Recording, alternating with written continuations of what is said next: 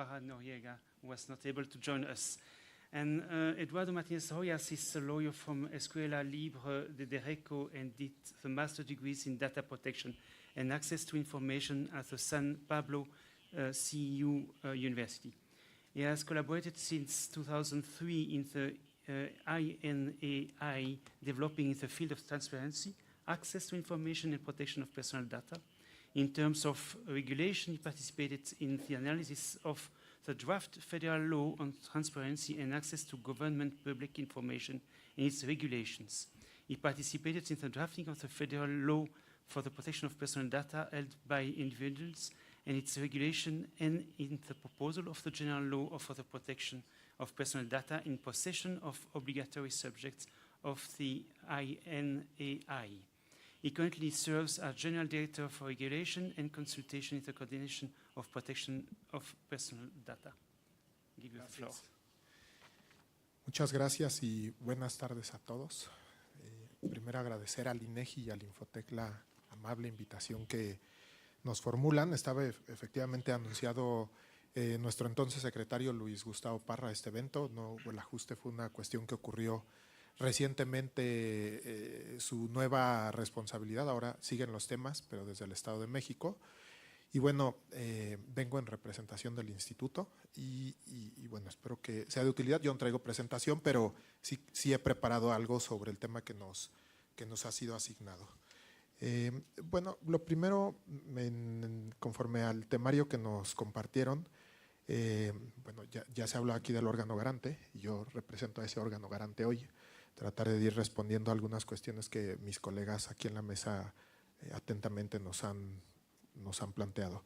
Y el tema que les decía específicamente nos encomiendan es aspecto procesal y rol del garante. Lo primero que les quisiera decir es que, como ya habrán visto y como saben muchos de ustedes, México ya tiene un marco legislativo integral en materia de protección de datos. En el ámbito federal son 2 leyes, una para el sector público y otra para el sector privado, y luego 32 leyes en cada una de las entidades federativas para el ámbito público estatal.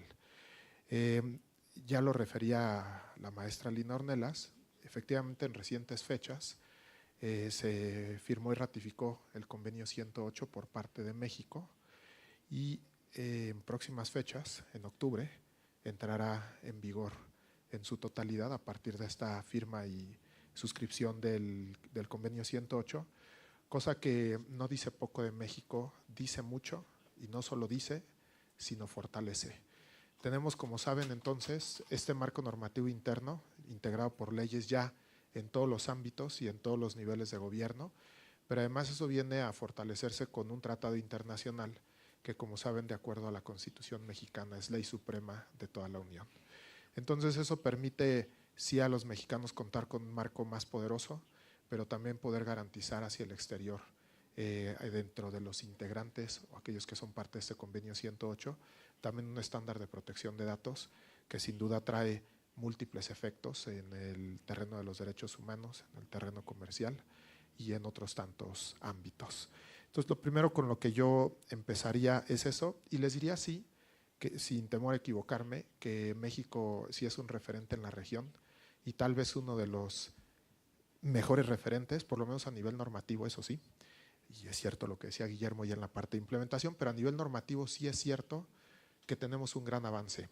Seguimos trabajando en ciertos temas que sin duda hace falta trabajar, pero insisto, normativamente ya se avanzó.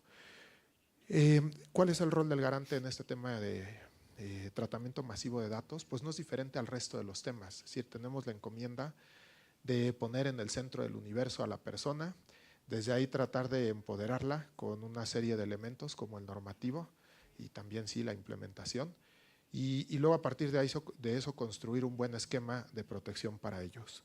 ¿Dónde está el reto? El reto está en tratar de tener, como le dijo el supervisor europeo, una visión innovadora en las soluciones para poder hacer armónicos los ejercicios de tratamiento de datos en el contexto tecnológico y de esa manera tratar de encontrar el punto de equilibrio más cercano. Y entonces sí, coincidimos completamente con su visión en que la duda no está en si aplicamos o no aplicamos la normativa de datos. Más bien el tema está en hacerlo creativamente. Creativamente, insisto, en poner en un espacio de equilibrio pues estos intereses en presencia, la protección de los datos, pero sí, insisto, fomentando y apoyando la innovación tecnológica. Y creo que eso tendría que ser la brújula, o al menos es la visión desde este lado de la autoridad respecto a este tratamiento. ¿Cuáles son las interrogantes que nos plantea el tema de Big Data en materia de datos? Y aquí es donde viene, pensé que no podía venir sin decirles, porque pues somos la autoridad, sin decirles qué es lo que vemos en ese terreno y sin tampoco frenar, porque la verdad es que se aplaude y se agradece primero este tipo de eventos. Segundo, quienes ya están trabajando en el tema y haciendo un esfuerzo por cumplir la normativa de datos que es tan complejo cumplir en casos como este. Pero tampoco podría yo obviar los temas donde advertimos dudas grandes, interrogantes que incluso hoy no me atrevería a darles una respuesta. Y estos elementos donde vemos el reto y no somos diferentes al mundo, y me refiero aquí al mundo ya nada más particularmente a Occidente y específicamente a la Unión Europea, que en el caso de México es un poquito más amplia. La interrogante es cómo cumplir el consentimiento en los términos que está planteado en cualquiera de las dos leyes. Cómo cumplir el principio de información en sus términos, y todo lo digo en el contexto de Big Data, cómo cumplir finalidad y cómo cumplir proporcionalidad. En todos enfrentamos una complejidad, y se los digo a manera de alerta, donde creo que había que poner el énfasis para aquellos que se dedican a ese tema en México. México, a diferencia de la Unión Europea, con la modernización que tuvo a partir del Reglamento General de Protección de Datos, sigue trabajando en una idea clásica del consentimiento para garantizar el poder de disposición de las personas sobre sus datos personales. No logramos todavía el esquema de flexibilidad, al menos no a nivel normativo, que ya permite el principio de legitimación.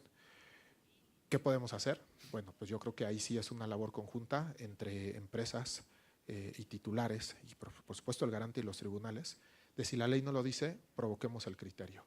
Provoquemos que ya sea en la instancia administrativa llamada INAI o los tribunales fijen alcances de lo que establece la norma mexicana para darle esa vida que requiere, y de ese modo ampliemos, como ya lo decía el maestro Miguel Recio, pues las habilitantes, que no nada más es el consentimiento. Tenemos que transitar hacia otra serie de elementos que hagan flexible el esquema y que permitan trabajar, insisto, en armonía a los procesos de innovación con la protección de los datos personales.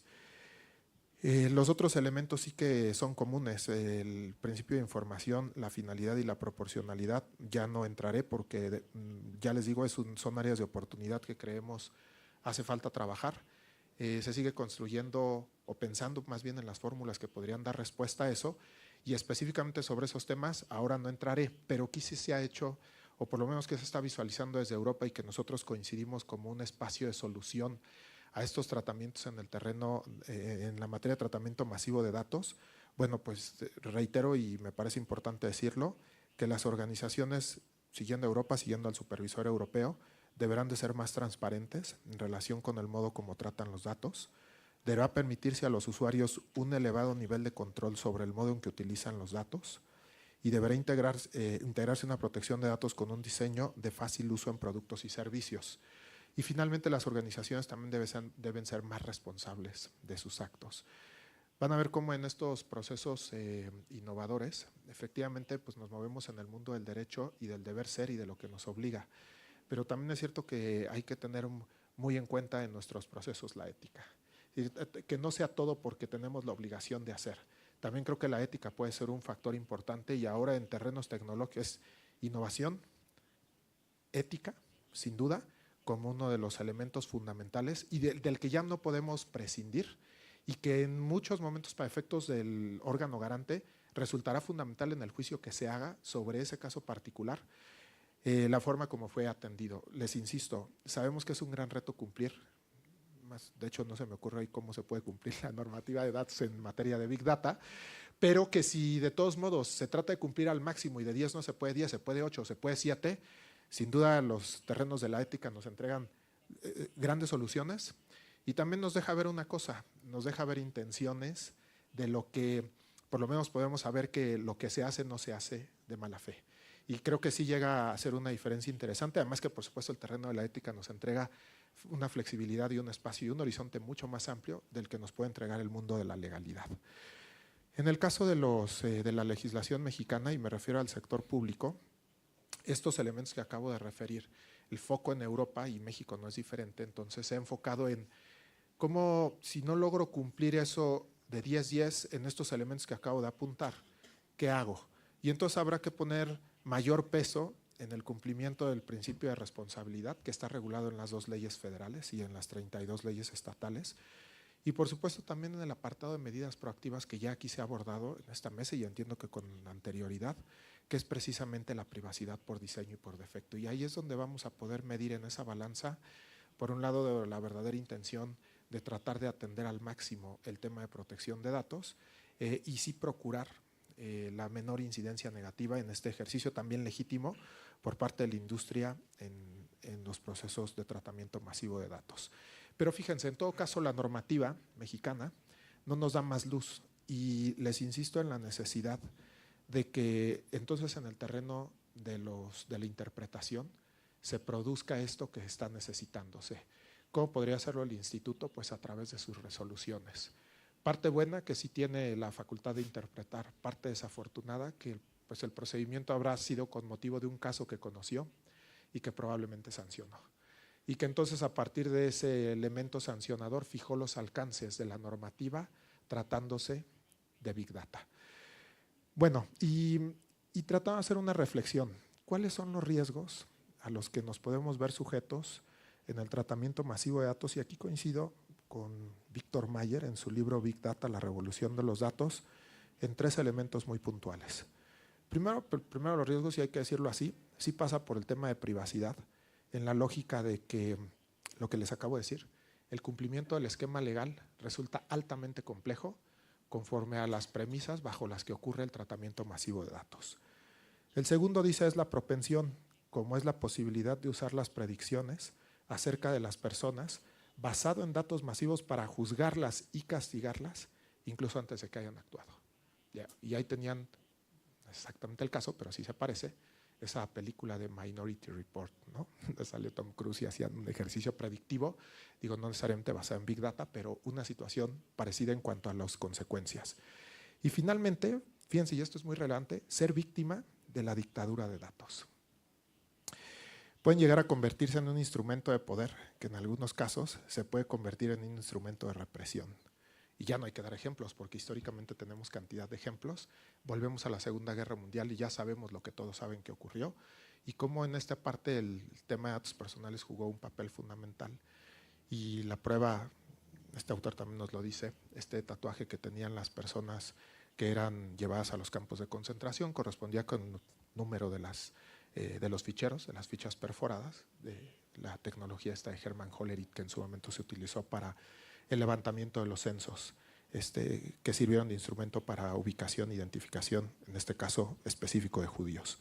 Y luego podríamos citar más, pero ahí, o sea, hay que ser muy cuidadosos, porque además sí es cierto que a partir de que llegó el tema de Big Data, hubo un cambio de la forma del ser humano de percibir la realidad.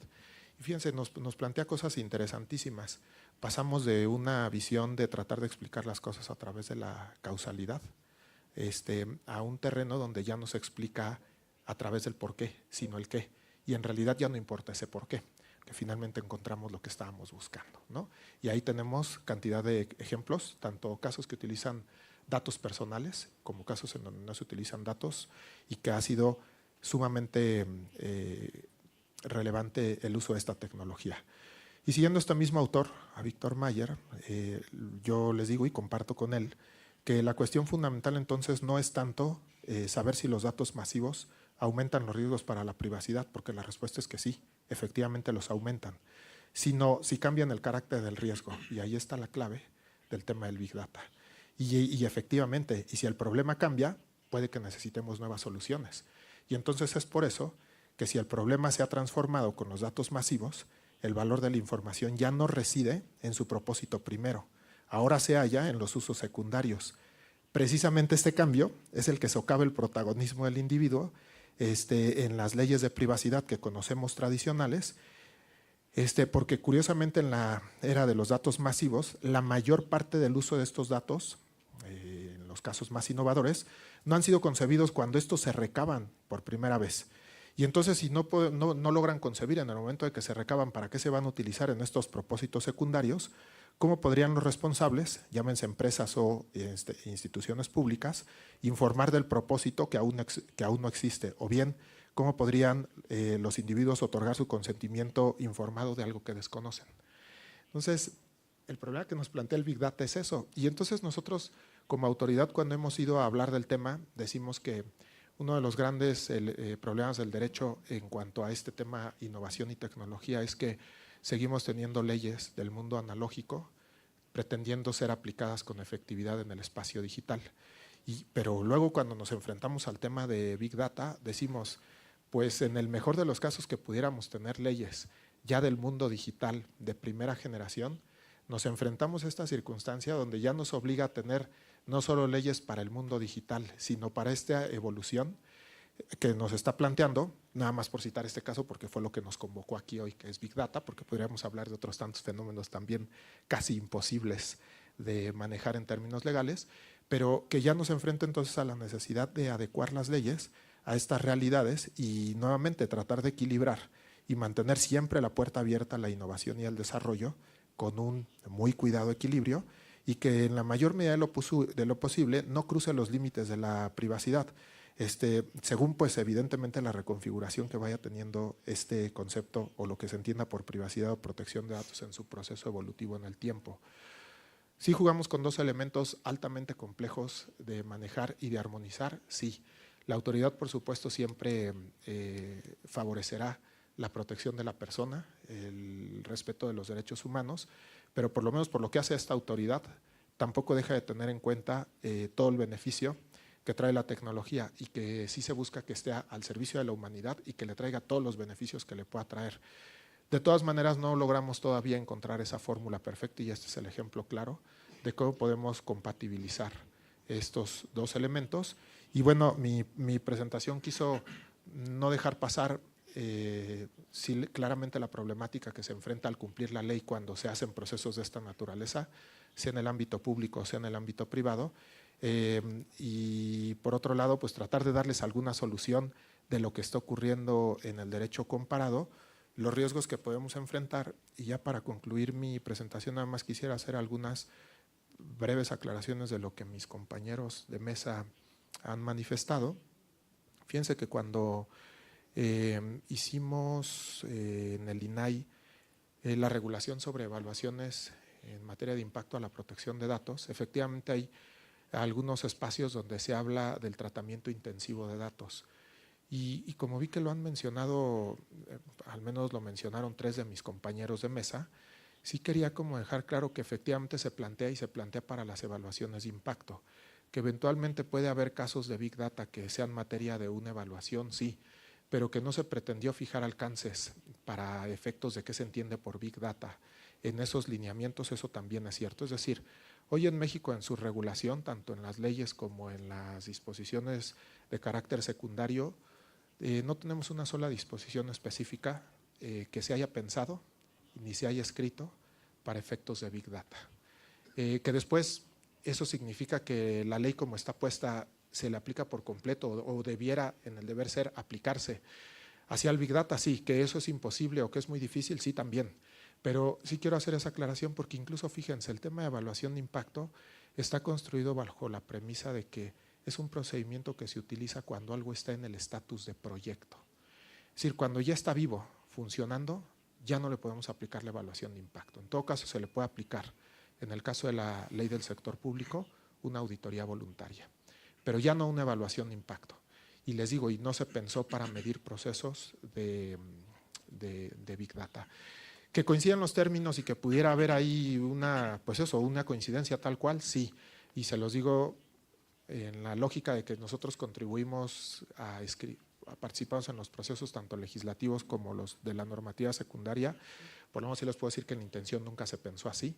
Y bueno, para dar esa claridad. Y básicamente eso. Y lo último, perdónenme, otro factor que sí quisiera mencionar es que desafortunadamente México tampoco tiene en su normativa una regulación básica sobre anonimización.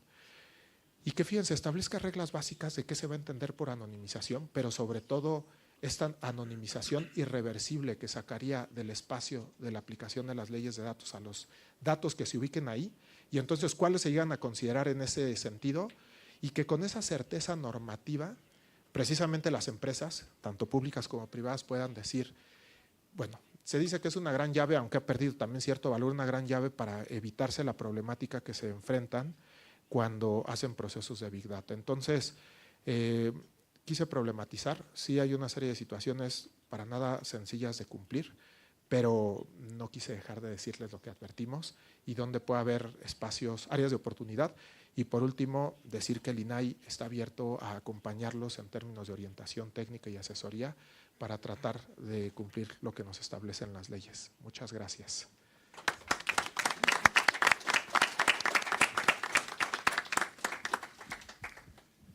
Thank you very much. And now